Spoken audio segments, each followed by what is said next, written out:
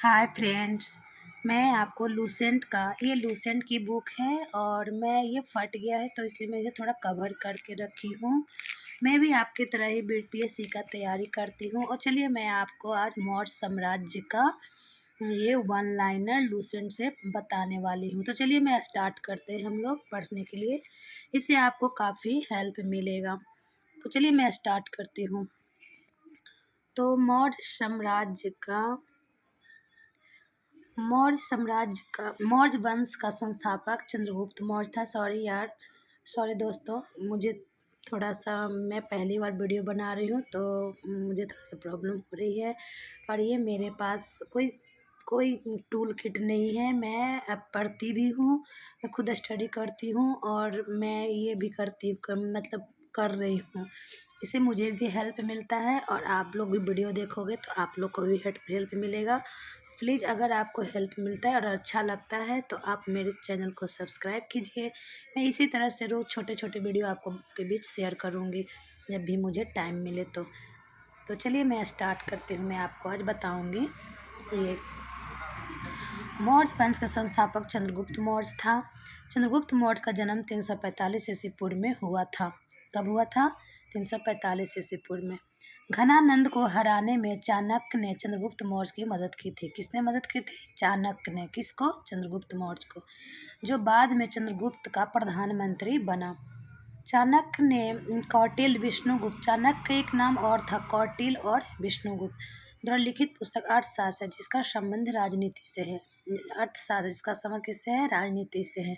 चंद्रगुप्त मगध की राजगद्दी पर 322 ईस्वी पूर्व में बैठा। कब बैठा? 322 ईस्वी पूर्व में। चंद्रगुप्त जैन धर्म का अनुयायी था। चंद्रगुप्त ने अपना अंतिम समय कर्नाटक के श्रवणबेलागोला नामक स्थान पर बिताया। कहाँ बिताया? श्रवणबेलागोला नामक स्थान पर बिताया। यह कहाँ है? कर्नाटक में। चंद्रगुप्त ने 305 ईस्वी पूर्व में सेल्यूकस निकेटर को हराया। किसने हराया और कब हराया? 305 ईस्वी पूर्व में चंद्रगुप्त ने किसको? सेल्यूकस निकेटर को हराया। सेल्यूकस निकेटर ने अपनी पुत्री कर्नेलिया की शादी चंद्रगुप्त मौर्य के साथ कर दी और युद्ध की संधि शर्तों के अनुसार 4 प्रांत काबुल, कंधार, हेरात एवं मकरान चंद्रगुप्त को दिए। कौन दिया? Seleucus Nicator. किसने दिया? अपनी पुत्री की शादी जो किया था, कर्नेलिया की शादी जो किया था चंद्रगुप्त से, उसने दहेज में ये सब दिया था। चंद्रगुप्त मौर्य ने जैनी गुरु भद्रबाहु से जैन धर्म की दीक्षा ली थी। मेगास्थनीज सेल्यूकस निकेटर का राजदूत था। मेगास्थनीज कौन था? सेल्यूकस निकेटर का राजदूत था जो चंद्रगुप्त मौर्य के दरबार में रहता था।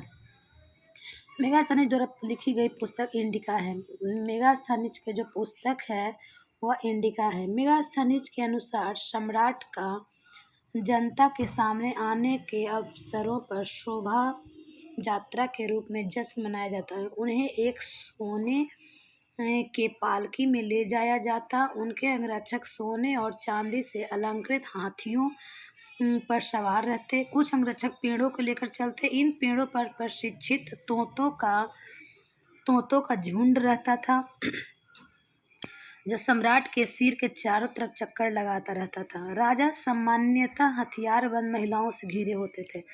उन्हें खाना खाने के पहले खास नौकर उस खाने को चखते। वे लगातार 2 रात एक ही कमरे में नहीं सोते थे। पाटलिपुत्र के बारे में पाटलिपुत्र के बारे में कि विशाल प्राचीर से घिरा है जिसे 570 बुर्ज और 64 द्वार, 2 और 3 मंजिल वाले घर लकड़ी और कच्ची ईंट से बने थे। क्या बने थे? कच्ची ईंटों से बने थे। जो राजा का महल भी काठ का बना है जिसे पत्थर के नक्काशी से अलंकृत किया गया। यह चारों तरफ उद्यानों और चिड़ियों के लिए बने बसेरों से घिरा है। चंद्रगुप्त मौर्य और सेल्यूकस के बीच हुए युद्ध का वर्णन हमें एपियानस ने किया है। ये चंद्रगुप्त मौर्य और सेल्यूकस के बीच जो युद्ध हुआ था उसका वर्णन किसने किया? एपियानस ने। ये सब मैंने ही अंडरलाइन किए हैं और मैं भी स्टडी करती हूँ और जो मुझे इम्पोर्टेंट लगता है उसे मैं ये अंडरलाइन कर देती हूँ। तो आई होप आपको भी अच्छा लग रहा होगा। प्लूटार्क के अनुसार चंद्रगुप्त ने सेल्यूकस को 500 हाथी उपहार में दिए थे। चंद्रगुप्त मौर्य को मृत्यु 298 ईस्वी पूर्व में श्रवण बेलागोला में उपवास द्वारा हुई है। ये श्रवण बेलागोला कहाँ था, मैंने आपको ऊपर में बताया था, ये कर्नाटक में है। चलिए मैं आपको नेक्स्ट बताती हूँ। और ये चलिए अब बिंदुसार आ गए। कौन आ गए? बिंदुसार आ गए। और ये बिंदुसार कौन थे? देखिए ये देख सकते हैं, लूसेंट सामान्य ज्ञान है।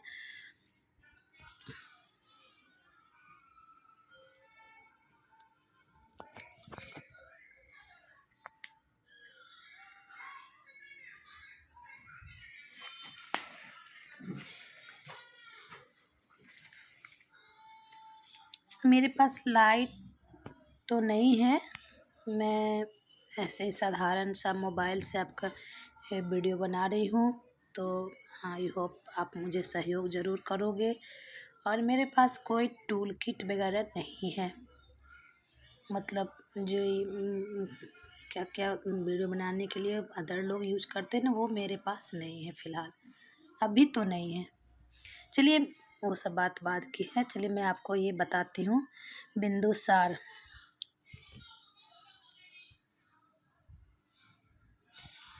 तो बिंदुसार चंद्रगुप्त मौर्य का उत्तराधिकारी बिंदुसार हुआ। कौन हुआ? चंद्रगुप्त के बाद कौन हुआ? बिंदुसार हुआ, जो 298 ईस्वी पूर्व मगध की राजगद्दी पर बैठा। अमित्र घात के नाम से बिंदुसार जाना जाता था। किसके नाम से जाना जाता था? अमित्र घात के नाम से।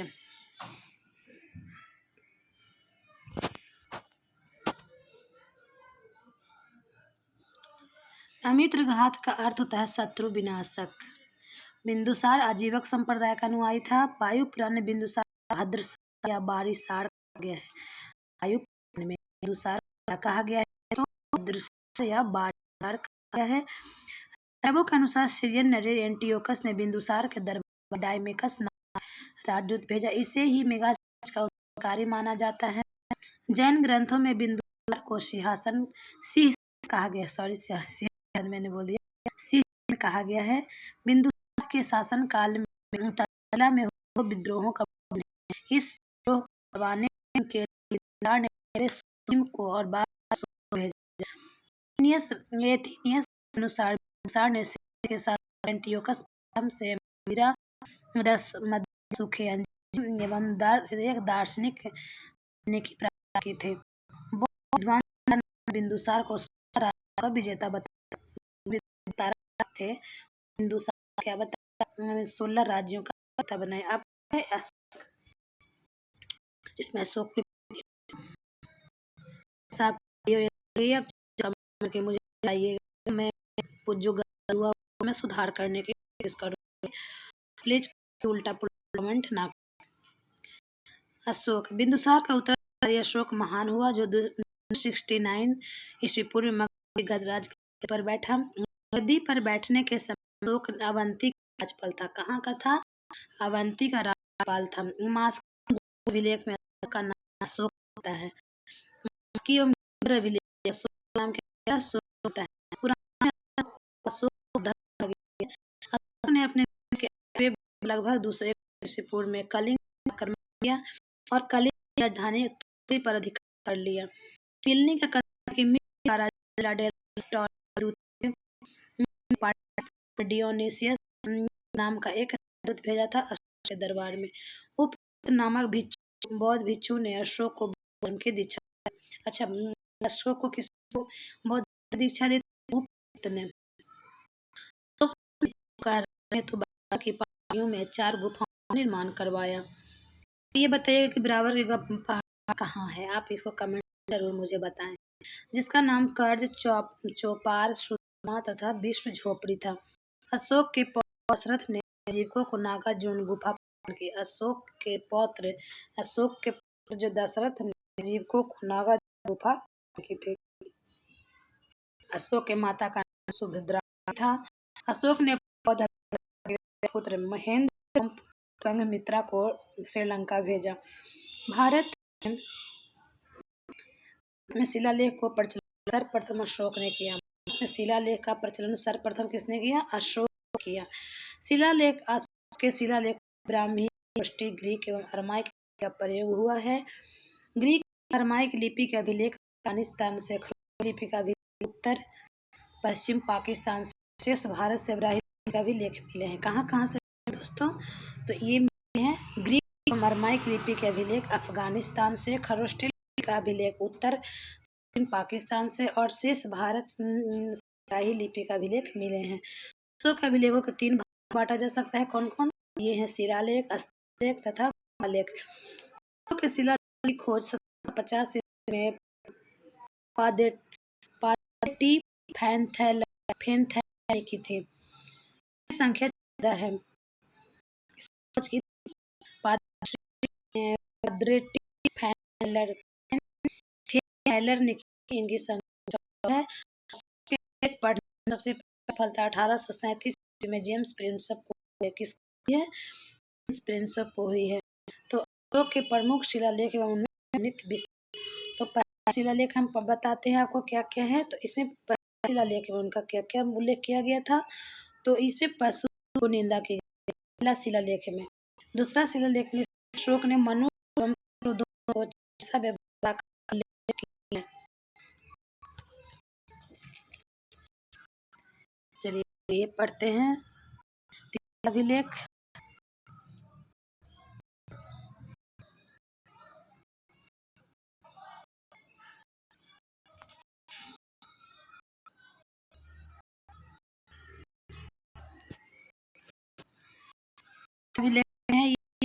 इस अधिकारी को यह आदेश दिया गया है 2005 दौरे पर धार्मिक नियमों का उल्लेख किया गया है।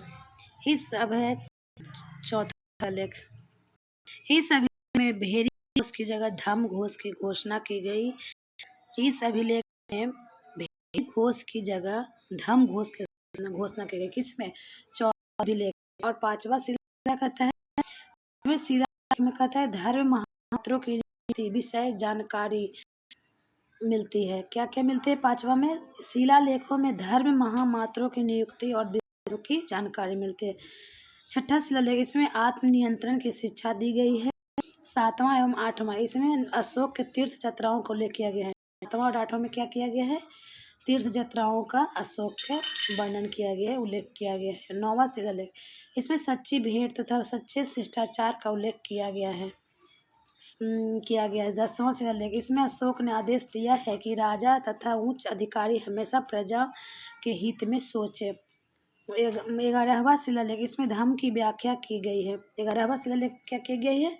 धम्म की व्याख्या की गई है। 12वां शिलालेख, इसमें स्त्री महामात्रों की नियुक्ति एवं सभी प्रकार के विचारों के सम्मान की बात कही गई है। 12वां में क्या कहा गया है दोस्तों? तो इसमें कहा गया है स्त्री महामात्रों की नियुक्ति एवं सभी प्रकार के विचारों का सम्मान की बात कही गई है। 13वां शिलालेख, इसमें कलिंग युद्ध का वर्णन एवं अशोक के हृदय परिवर्तन की बात कही गई है।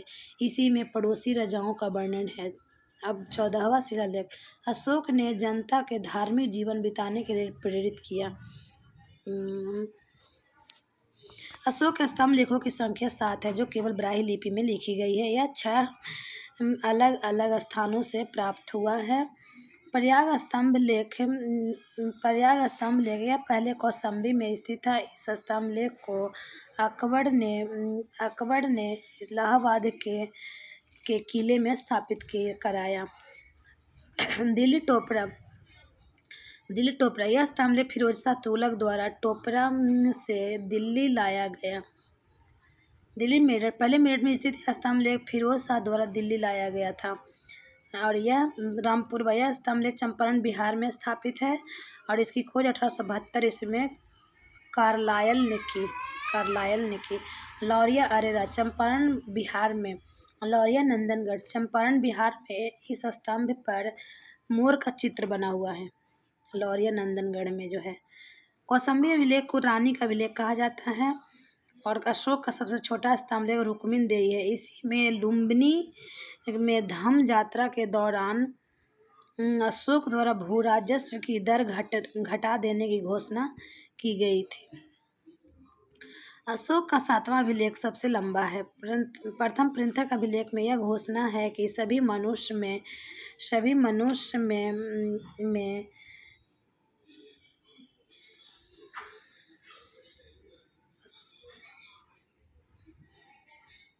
अशोक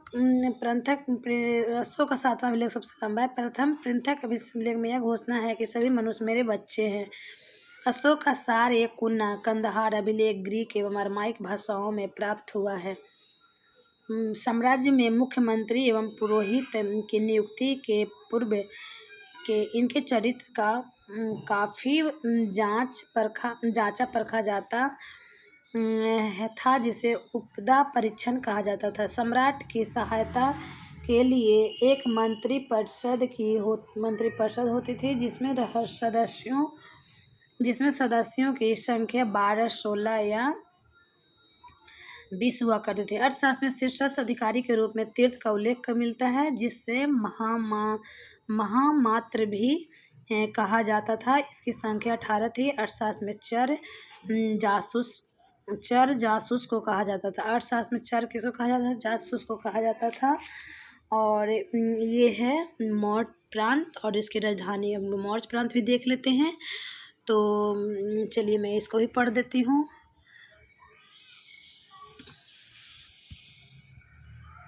तो ये है मौर्य प्रांत। तो ये उत्तरापश्चिमी अवधी राष्ट्र कलिंग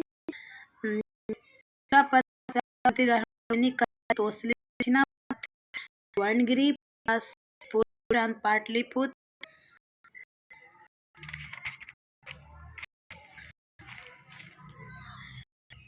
तो मैं आप यहाँ फिर कल आपको वीडियो बना कर बताऊंगी अशोक के बारे में। इतना ही। तो जैसा भी लगा हो वो कमेंट में ज़रूर बताएं। तो मैं कल से आपको वहाँ से पढ़ाऊंगी।